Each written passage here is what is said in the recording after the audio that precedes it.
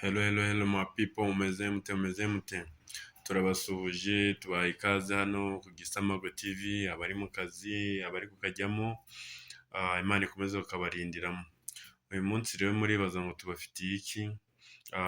Tugiye kuganira ku bahanzi babiri, ariko ntihagire untera amabuye, ntihagire untera amabuye, njye ngiye kubabwira uko mbyumva, nawe muransubiza muri comment.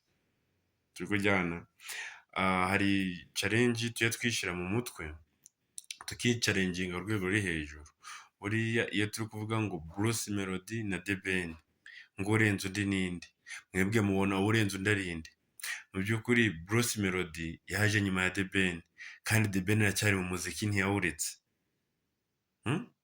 Sinzi niba ako kantu muri kukumva. Ni ukuvuga ngo iyo umuntu yagusizeho intambwe imwe wenda tureke no kuvuga ngo intambwe ebyiri, ngo sinzi, intambwe imwe aba yagusize kuko ntiwamufata, kuko kugira ngo uzagere kuri ya ntambwe agezeho biravuna bro, biravuna. Ndimo ndabwira wowe unyumva.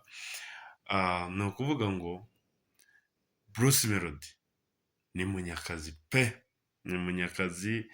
Iyo aza kuza akaza igihe kimwe na The Ben, The Ben ntabwo yari gukoramo pe, aho ngaho ho twaba turi kujyana.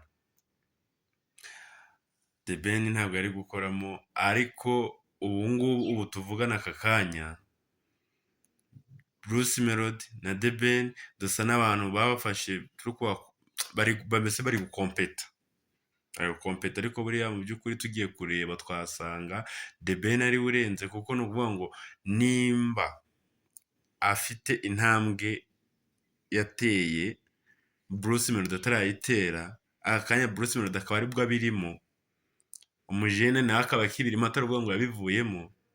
Bro, ngiye ku giti cyanjye numva The Ben ari we urenze. Ahubwo wowe ubyumvishe, nyandikira muri comment wowe umbwire ngo ninde urenze.